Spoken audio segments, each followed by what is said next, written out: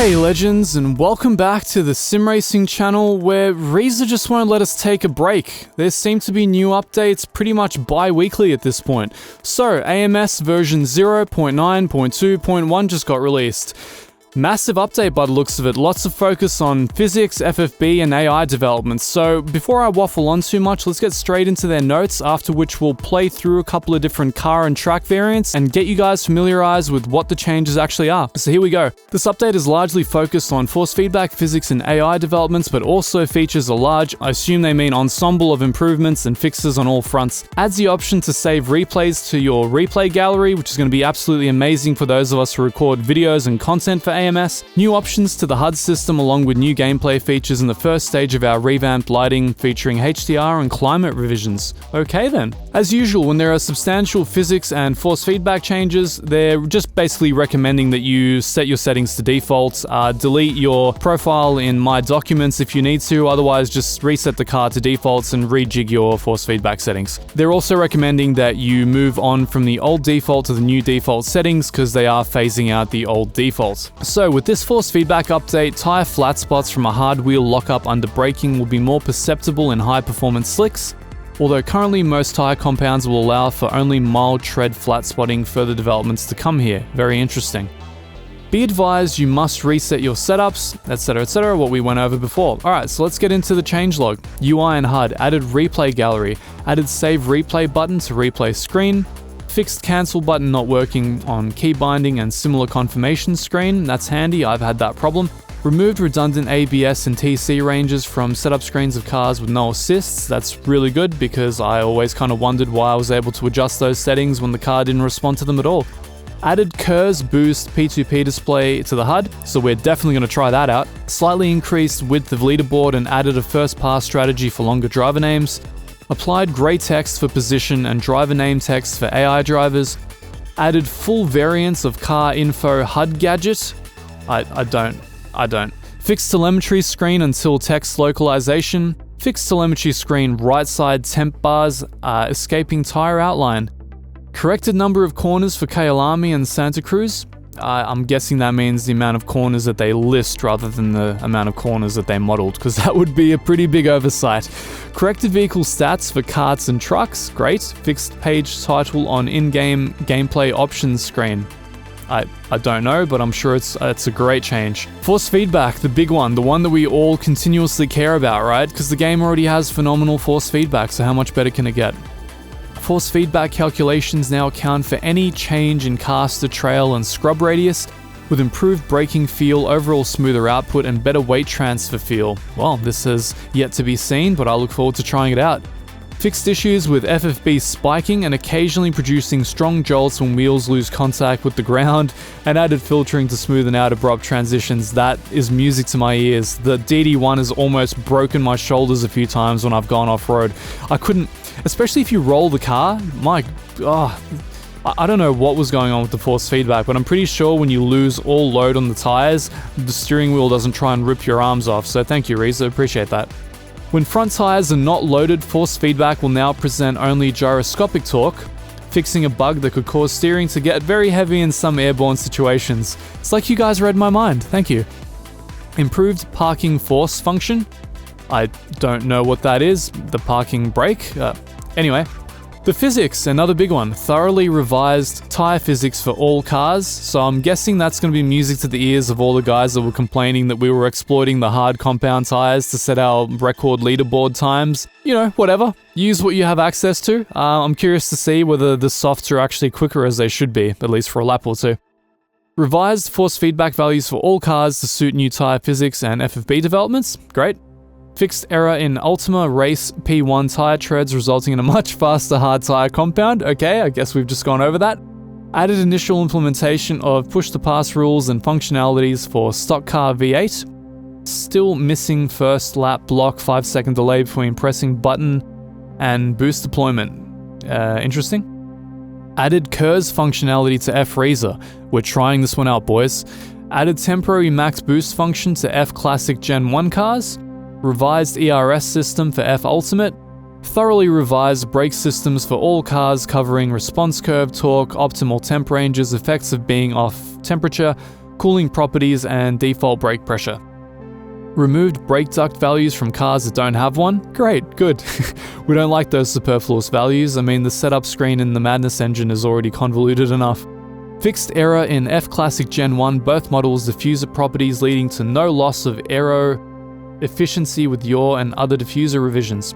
Reduced under-tray scrape friction for all cars. Set default traction control setting to 10% for all cars when the assist is enabled.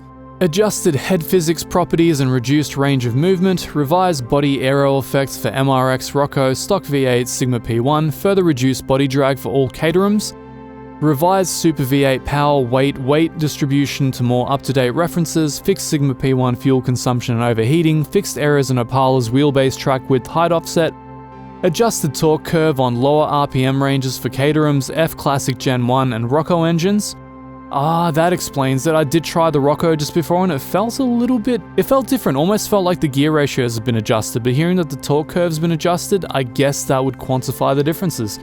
AJR Chevy and Honda Turbo variants from P1 class now have traction control and ABS available when driving assist is set to authentic as per real-life counterparts. Great. I feel like the P1 cars probably need those assists, truth be told.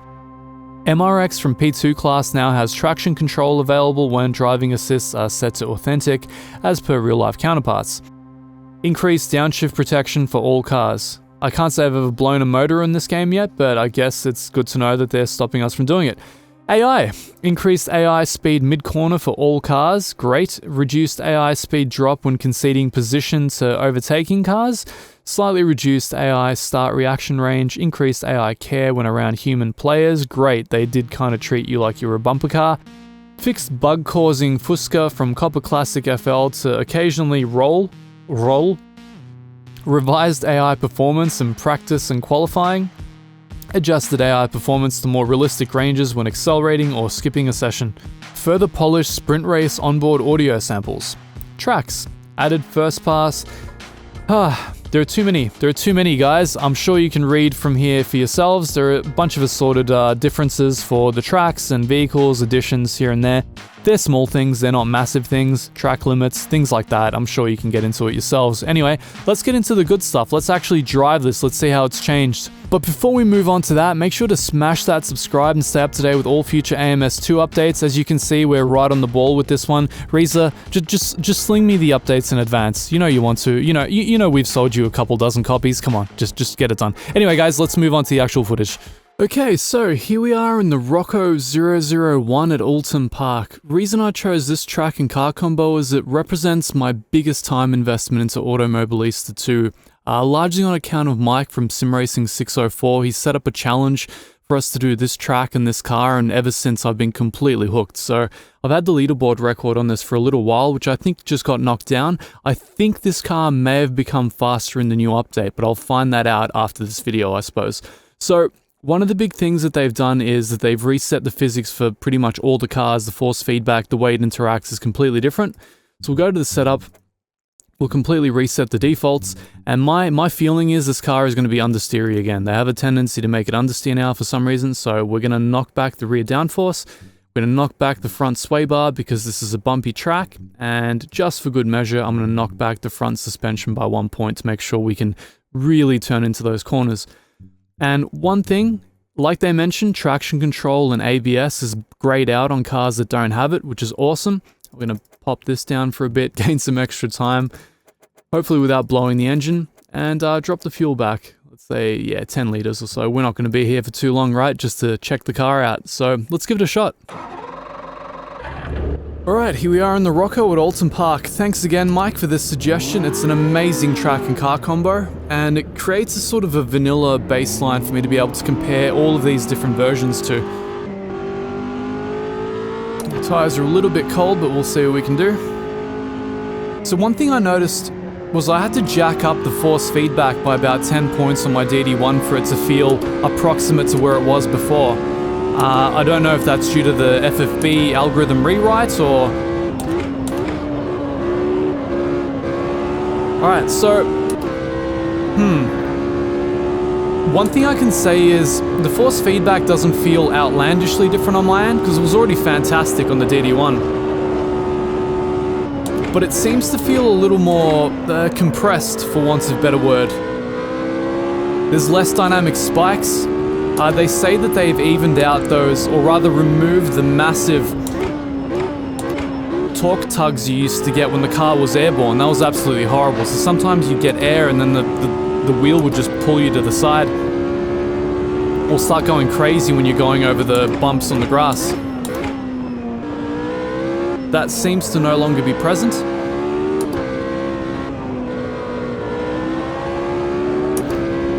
So far the car feels approximately like I remember it being. It's not a world apart, it's still a very fun car to drive.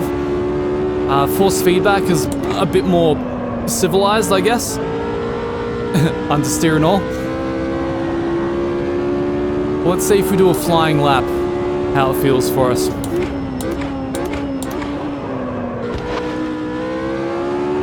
Still extremely fun to drive on the limit, like pretty much most cars are in this game.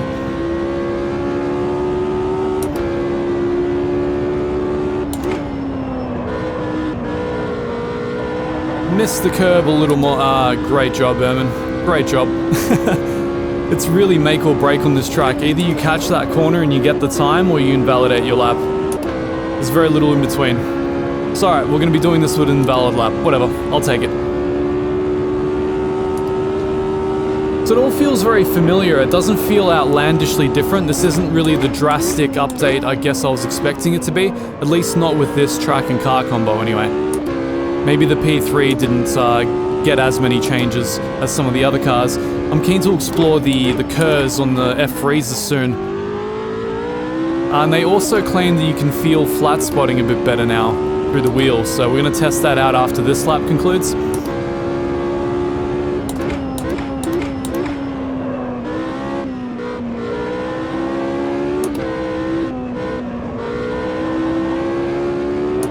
Still very, very fun in this car. It's so nimble, it's so agile. It's much more forgiving after driving the Sigma P1 for a while.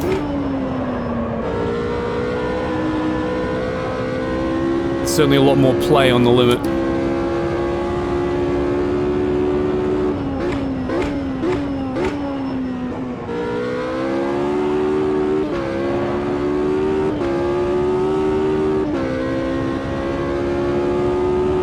Alright, so let's try and flat spot these tires.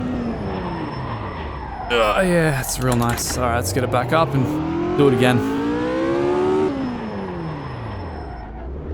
I will say this, actually, now that I'm trying to lock the brakes. It's harder to lock the brakes. Yeah, I can actually feel the scrubbing through the wheel to a point. Yeah, so you can actually tell when the braking is happening on the limit. Oh man. Alright, I hope that's the bumps and not my... Look, I will say, if you're supposed to be able to feel... You're supposed to be able to feel the flat spots on this thing after that, that's not... I don't know. I think I'm feeling a little bit of vibration on the straights, but it's nowhere near as bad as it gets in rFactor. Very light vibration on the straights. It's hard to tell whether it's the difference between the road texture or the tires, so whatever's happening with flat spots, maybe it still needs a little bit of work, or maybe flat spots really are this subtle even if you try and cook the tires. One more attempt. Alright. I mean, you can see the smoke filling the rearview mirrors. Yeah, very little going on there, so I don't know what's happening with the flat spots. Anyway, let's move on to our next track and car combo. Okay, so once again we find ourselves in the pit box, this time in the F3 at Interlagos. What more Brazilian combination could there possibly be? So let me apologize in advance to all of our Brazilian subscribers. I suck at both this track and this car, so what you're about to see could be called, on a good day, an abomination.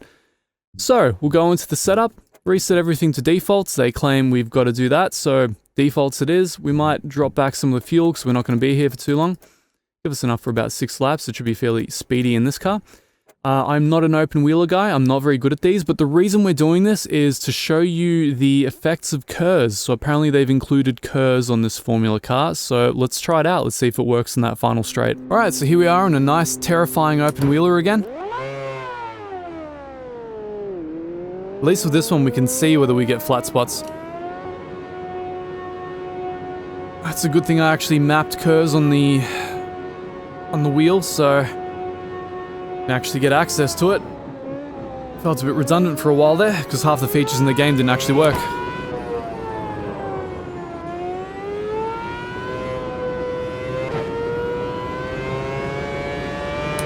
So one of the problems I find in this car is I can't actually see. I'm sure that's the way the actual drivers felt in real life, but by God, it's quite something.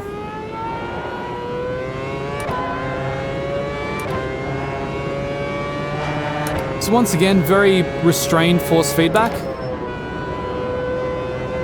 Not feeling anything particularly outlandish. The self-aligning torque forces the damping at high speeds, very good. A lot of resistance from my DD1.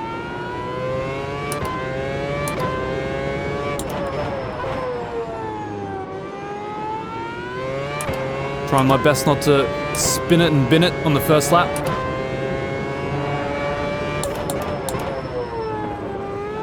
Alright, let's try it out. KERS.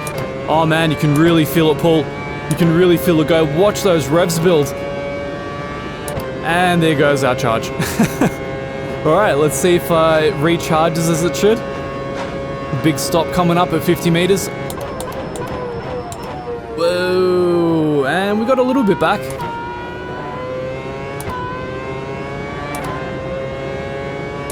Don't mount the curb too much. I'm sure you guys have done that before. You kind of bottom out the open wheeler on there. It's not a good time.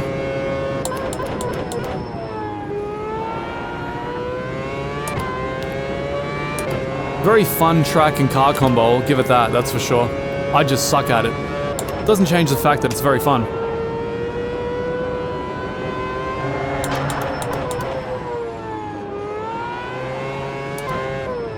I do love this track. I only actually learned it with the release of this game. Or the early access release of this game anyway. It's kind of like the Brazilian Spa, isn't it?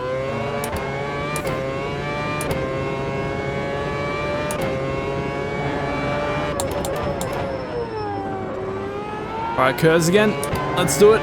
Oh man, watch those revs build. I can almost feel the G-forces in the seat. Makes me want a motion platform. We're already at 7th. We need 7th gear. Push to pass, indeed. Alright, so KERS seems to work. Interlagos still works. Yeah, Frieza still works, that's good. Let's try and flat spot these tires. Let's see if there's a difference in compounds. Alright, hard brake and go. Lock, lock, lock, lock. There it is. There's the big lock. I mean, I can't see the flat spots. Can you? Let me change the FOV.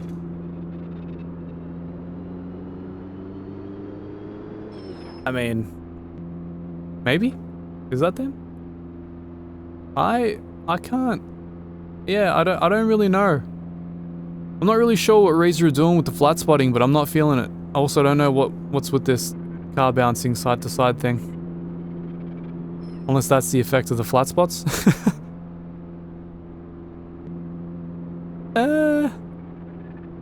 Yeah, I don't know. I'm not really getting it through the force feedback either. I would have thought in a Formula 1 car you'd really be getting annihilated by this, but yeah, so I'm not sure what's going on with flat spotting. It's not really happening on my end, certainly nowhere near as drastic as rFactor 2 is. So with that said, let's move on to our very last track and car combo. Okay, so here we are in the pits yet again for the 3rd time. This time around, we're going to do something a bit more carish. We've done our esoteric prototype-y track day machine, our Formula 1, and now we have something resembling an automobile-ish, kinda. I drove the Ultima the other week for the first time on Oulton Park and I fell in love immediately. I don't know what it is, I don't know what it's trying to be, I just know that it puts a smile on my face every single time I drive it. So we're here trying it out on Brands Hatch being fairly popular with the GT and the stock car crowd. It's not the stock car crowd, the touring car crowd. Just things that are kind of production car based, and this is about as close I can get to production car based at the moment in this game, with the exception of the Lancer and some of the other cars. Now you might ask yourselves, you probably won't ask yourselves, I don't want to answer it anyway, Ermin, why do you always drive cars with sequential transmissions? And the answer is, screw off. No, the real answer is that my rig is extremely flimsy right now. If I try to heel and tow, I will literally topple over the PC, the screen, everything will explode. I'll lose thousands of dollars. There'll be fire and screaming and brimstone, and it will just be a bad time. So anyway, here we are, sequential transmission. Reset to defaults as per Reiza's recommendations. Going to drop back the fuel a little bit so we can get a few less laps out of it. Should be more than enough for us. And I was feeling potentially a little bit too much downforce in the rear, or maybe we just need a bit more in the front.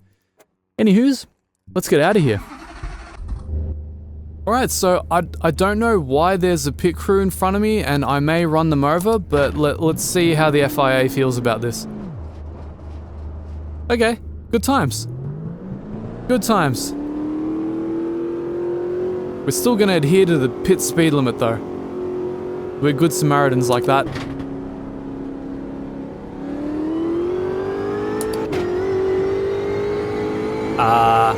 Wait, what? What? What? What? Bloody hell, Reiza, seriously. You're distracting me with all these bugs. Alright, Brands Hatch, Ultima. Woo, alright. So, the brake feel is different. I can tell you that for a fact.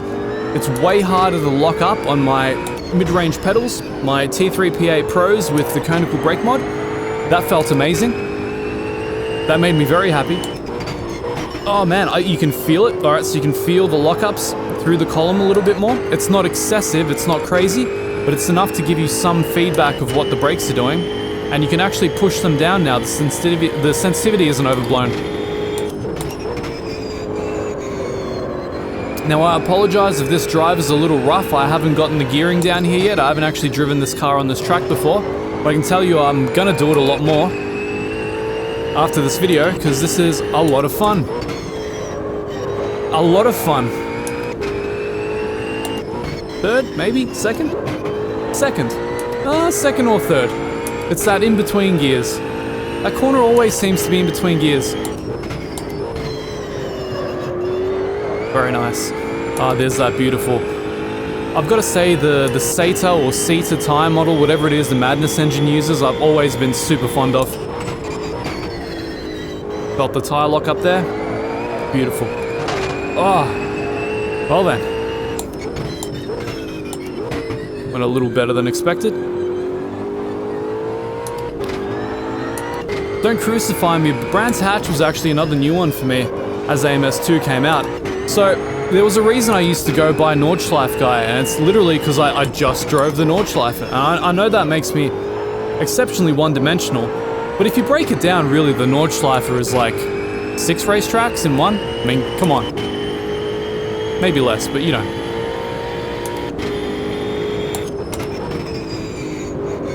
What do you guys think? Do you think they're going to put the Nordschleife in this game? It seemed to be teased in that last, in that one screenshot we got of the Porsche.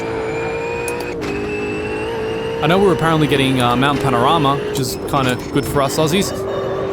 Don't, oh god, I love this game. The self-aligning, see that, the feedback I got then to catch that slide, I never would have gotten in ACC. That I would have been that car, that would have been it, the end, game over. Alright, see that's me sucking, and that's me getting what I deserve. But that aside, I don't really know what to say. I think out of the 3 cars that I drove, in some ways this one is almost the most inspiring. It seems to have a similar performance potential to the Roco, but it drives so very differently. It's a bit heavier, it's a bit more hunkering, but it has more power, and the way that it puts it down is very different. It's less skittish, it's a lot more road car-ish. And just like the other cars, the force feedback feels it feels less dynamic now. It feels more compressed, it feels more neutered and civilized, and not necessarily in a bad way. It's sort of like when people complain about the excessive road detail from rFactor 2. This has kind of taken that but toned it down, so you still have the crazy self-aligning torque forces, the great damping at high speed when the downforce kicks in, but still with the road detail. Especially here at Brands Hatch and Oulton Park. For some reason, these track surfaces are a lot more detailed than many of Reiza's other tracks. I'm not sure why that is, it just is. Anyway, that about wraps this up. I can't think of any other way to string this out. I think it's a solid update. I don't think it was the revolutionary update the patch notes may have made it seem like it was. But it's another positive change, and at the rate that Reiza are knocking these out, I'm continuing to be really, really excited about this game, and I can't see what they come up with next. For those of you wondering, yes, apparently there have been more AI changes in this version. Because I'm not much of an AI racer, I didn't do it this time around. If you guys want to see an AI race, actually let me know in the comments. I wouldn't mind trying, what is it that I got? I got Crew Chief. There's a guy that talks to me about what's going on in the race now. It's awesome, I love it. Why didn't I know about this before? If you don't know what Crew Chief is, look it up, it's really good. Works with most of your favorite sims. Anyway, before I waffle on too much, thank you guys for joining us for this update. I hope you enjoyed it and found it somewhat educational. Make sure to smash that subscribe.